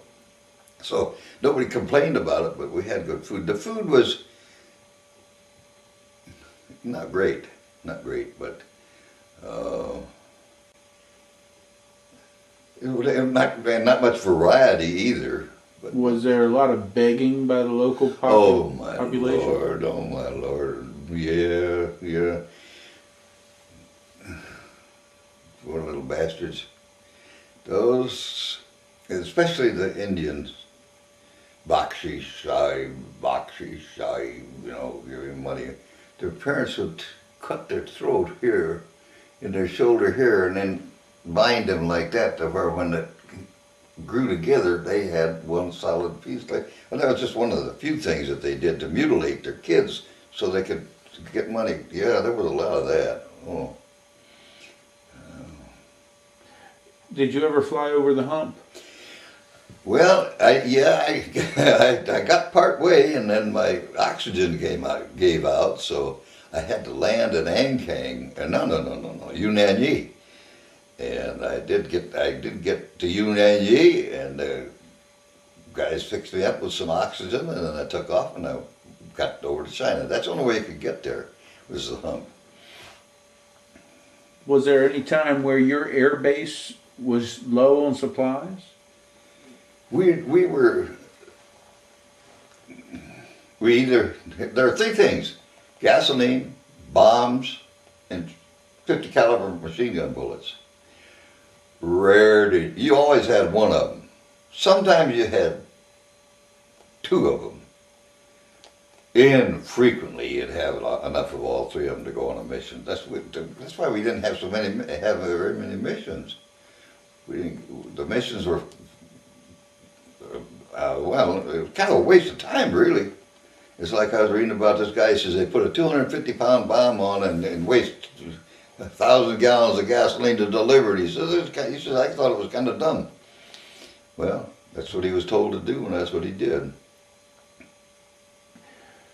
Did your air base ever come under attack? Oh yeah. By what? Ground? Oh, or bombs, strafing, and till we got one night we got a P-60, the night fighter. I forget, 63, 61, whatever the hell it was. Anyhow, old Blackjack brought one of these night fighters in, and they got the word that there was a jet plane coming in, and so we're all standing out there waiting for him to take off. He took off, and we could watch his the exhaust climbing and climbing and climbing, and then we hear this other one come in, and then you can hear him starting to dive. It makes a different sound. Kapoom, kapoom. He fired 2 shots, and it blew him right out of the sky. That was a marvelous thing that they had, but we only had one in the whole China theater. But a night fighter. He wound up, the poor bastard. They see there was a guy in the front and a guy in the back who was a radar guy. He wound up in the mountains somewhere. I don't know what. Did you all have radar at your base? No, not that I know of. I'm reading stories about stuff this guy's telling about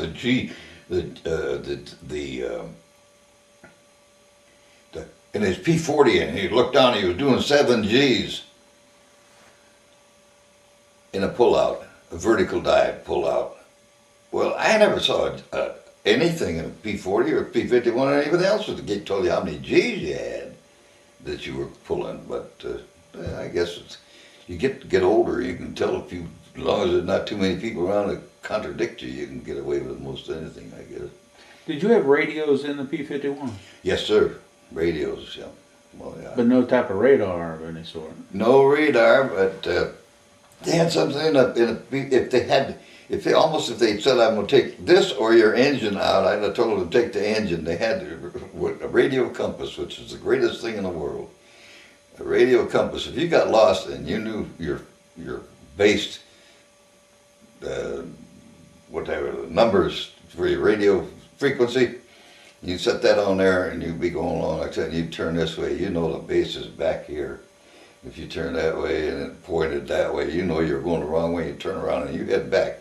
That was the single greatest thing I thought, at least it saved my ass a couple times. That's what I liked it. Did you get lost?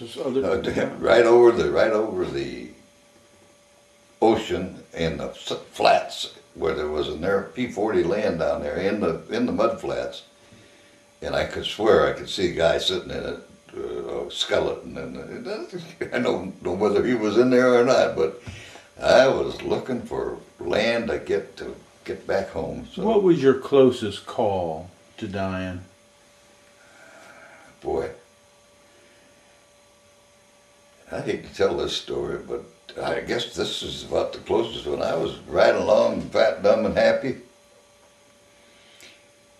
I can't see anything. I'm in the clouds, and like a jackass, I wasn't paying too much attention. I wasn't paying any attention to my instruments. And the next thing I know, I hear, oh, whop. This is a P-51 that's going this way. Was climbing straight up and didn't realize it. And when that sucker couldn't climb anymore, it started back down like that, and it made the strangest sound. And then whop. Well, now I'm in the mountains. I don't know where. That to me was the closest thing I ever came. Well, I've gotten shot other than getting shot at, but boy, that made a Christian out of me. So you mean you were heading straight up and you didn't know it? I was straight up in the air and wasn't paying any attention to it, to my instruments. If I'd been paying any attention to my instruments, I'd seen I wasn't moving. How'd you pull out? How'd I pull out? It just slid back down and it flopped down and it came out. They're great vehicles. They'll do a lot of things for themselves. This model has drop tanks on it. Did you have drop tanks? There's other drop tank up there. That my grandson put them. We had drop tanks. You go out longer than you want to sit down. I mean, you could go out and stay out until your behind caught fire. It hurt. It really felt like your head sitting on a hot iron. 8 hours, 9 hours, and that, and you can't move. This is about the movement. P-47 is like this. You could get up like this and move like the P-51 is just tight. The war ends in Europe in May of 1945, but not for you. No. When you heard the news about Hitler's suicide and the surrender of Germany, what went through your mind?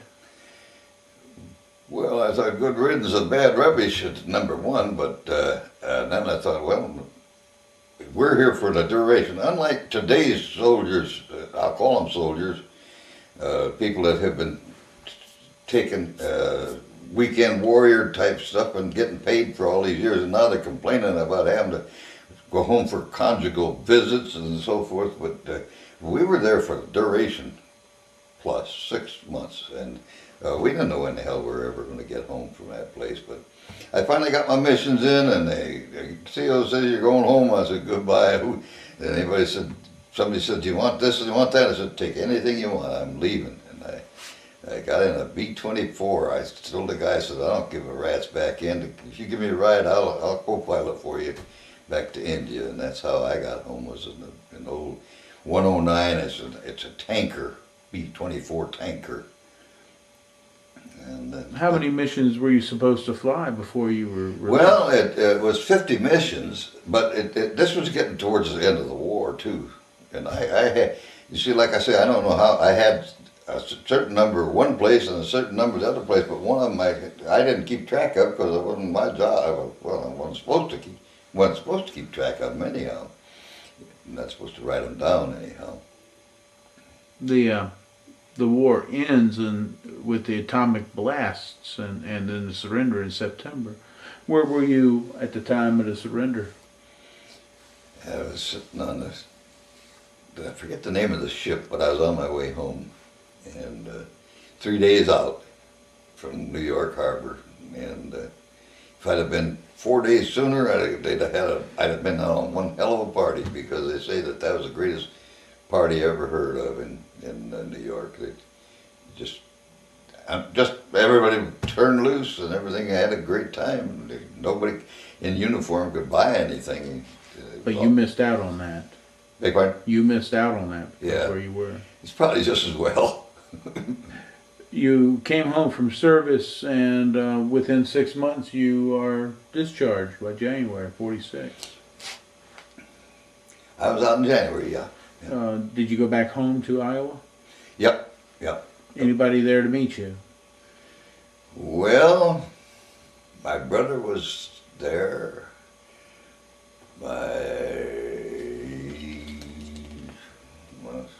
My father was still alive. My mother was, yeah, they were still there, but it was kind of a screwed up family anyhow. It wasn't one of those great families where everybody was there hugging and kissing and saying, hey, welcome home. Did you keep in contact with any of these people during the war? With my family? Oh, yeah, yeah. Well, I wrote all the time. The woman to whom I was married, so she was taking the money, but I got that back one way or another. She had become for lack of a tramp. I mean, she was known all over the air base in Sioux City, Iowa, and this was what they tell me, and God knows that I found out when I got home, she sure as hell wasn't worrying about me. She was worrying about going to bed or something. So we got a divorce, and that was the end of that. What did you do for a job immediately after you got out of the service? Well, after I got out, I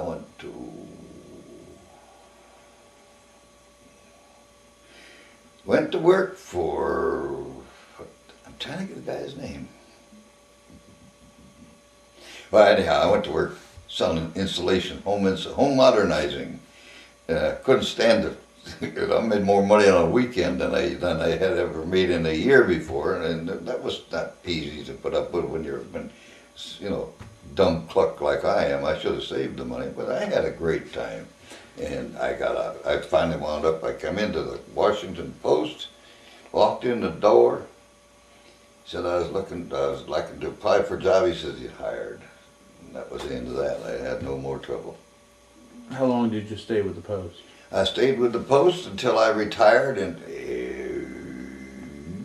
I've been retired 33 years now, because they were generous people. Were you a writer or a... No, I was a general advertising manager, and they gave me bonuses. My bonuses were more than I ever dreamed I'd ever earn in a year anyhow, so I said, Jesus.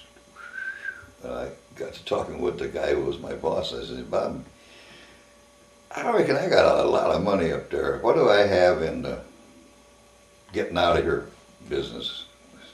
He said, why? He says, you got the best job in town. I said, well, I know, but I don't think I'm going to stay. I just as soon get out of here. So he told me how much. I said goodbye, and that was the end of that. The military was part of your life for 4 years. How did that change the rest of your life? Well, to be flip, I would say maybe sure I didn't want to be in the military. I never liked being in the military for reasons I'll keep to myself. But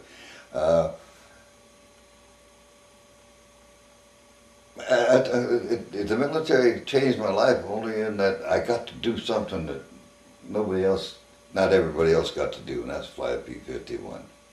That was a small cadre of folk. They got that chance to fly the best fighter of World War II.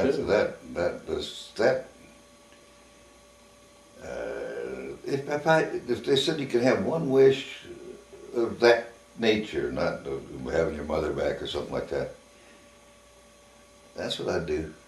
I'd take it in one last flight in that sucker. The 60 years since the war, have you ever approached another P-51 since the war? Approached what? Approached a 51 and sat in it or anything since the war? That's a funny one. There's a guy over here that has a 51, and I went out to the airport one day, and he said, Warren, get up there and get in it. I couldn't get up on the wing. They had to help me up onto the wing, and then they said, get in it. I said, I can't even fit in that sucker, because the 51s now have radios and all this stuff all in here, where before you didn't need to have a Princeton education to read all the fine print on everything that the government had. And so I got up and I said, thank you, but I don't think I'll be getting into it. So I didn't. But the guy, there's one that you can get into at the air show. Every once in a while at our reunion, some of the reunions, they've had a guy come by there And we had one, he charged $200 for a little short flight. And he started at 11 o'clock, and at 6 o'clock that night he hadn't stopped. He was still taking people up. Given a second chance. Just give them, anybody that wanted kids, I was going to take my grandchildren and have them all right, but they never got down to grandchildren. It was family, the guys who had flown them, and the guys who'd been on the ground crew and everything else. By the time they got through, it was getting dark. They used the atomic weapon to end World War II. What did you think about that? Well,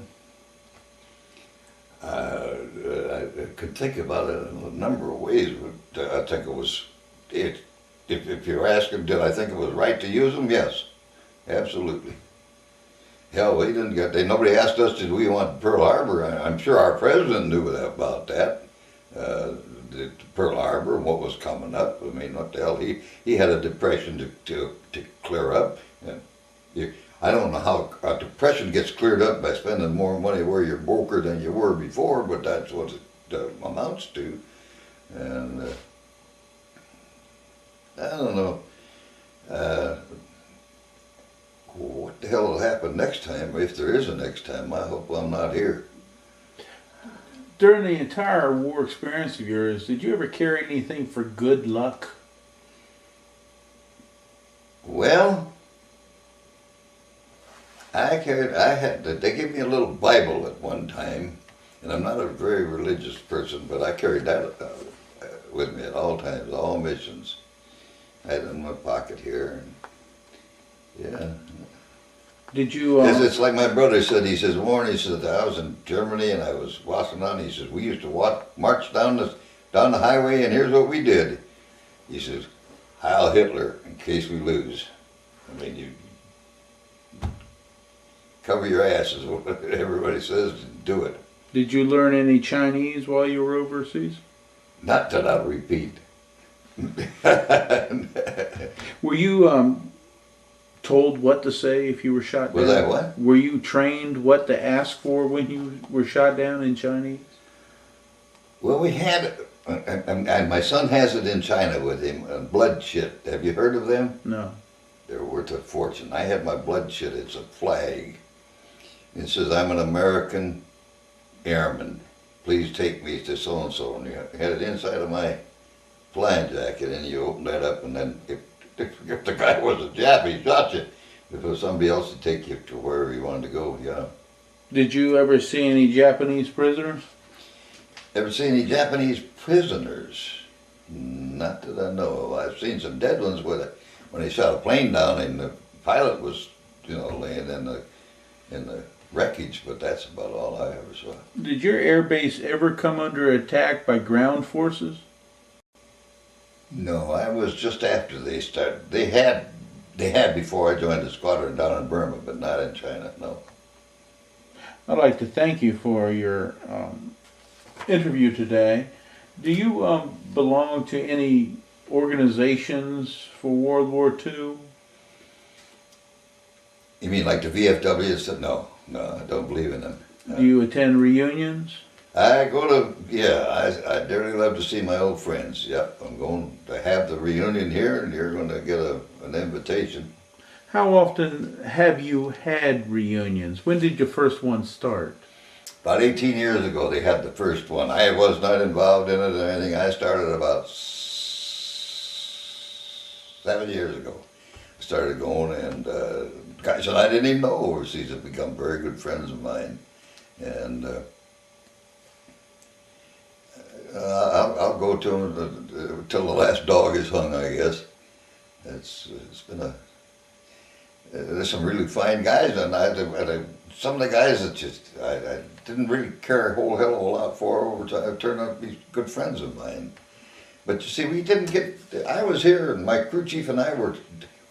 I don't guess there's another example of this in the whole war where crew chief and I, like we were like inseparable. We were together. We had the same. His airplane. He and I sat and played cribbage every night.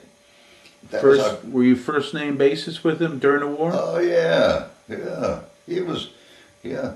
I never was one that wanted. I would never have ever been a high ranking because I don't believe in that. That's not right. I am not. I never was cut out to be run by or run a group of guys. I've always managed to make it on my own, and I kind of like to keep it that way, and I probably will. When you met your crew chief the very first time, how did you introduce yourself? Didn't I tell you? He's just. I says, "Hi, I'm Warren Silzer. I'm your new pilot." He says, "I don't like officers." Now, he's a sergeant. I said, well, join the crowd. I said, neither do I, but it beat the shit out of doing what you're doing. You're fine, but flying beats walking on the ground and wondering whether you're going to have to carry a gun. And we got along famously ever right from the word go. He called you Warren? Now, he didn't call me Warren then. No, he called me Alka. Everybody called me Alka in there. He called. But he didn't say captain or lieutenant or anything. No. He's his own guy. He's still I love the man. He's great. Got Alzheimer's a little bit, but it's all right with me. I'll see him in October. You come out and you'll see him too. Now this thing that you're gonna do. You're probably welcome. I don't know how bad you want this, but there's a hospitality suite. It'll be open for 3 days. You can set your stuff up and do what you want to do. Thank you for your interview. Are there any last words you'd like to leave us with? See, this is only 4 years of your whole life, and many people look at this age as the last of the so-called good wars or wars that we were really a winner in. What would you like to say to those people about how it? I'm not exactly. I'm a little bit deaf, but I can get the idea. As far as I'm concerned, I'm not. No, I'm really not sure what you said. But as far as I'm concerned, I really enjoyed what I did. I wasn't too crazy about it while it was happening, but in retrospect, and even during the time, once I got acclimated, there were a hell of a lot of worse things to do than what I had to do for a living in World War II. There's great people in there, and the people, I think this way, every generation got the same problem. Hey boy, this is terrible. Look, the world's going downhill. Hey, my dad's a generation and his dad's generation probably had the same problem. Well, this is going to hell in a handbasket. I don't know. Stick it around and just as long as I'm still around to have a good time and enjoy life, and as long as my ex-wife is all right and my kids, I got a 20-some odd great grandchildren around the country to thing. Is this what you're having? Is it going to be on paper or anything? No, I hope not. Thank you. Huh?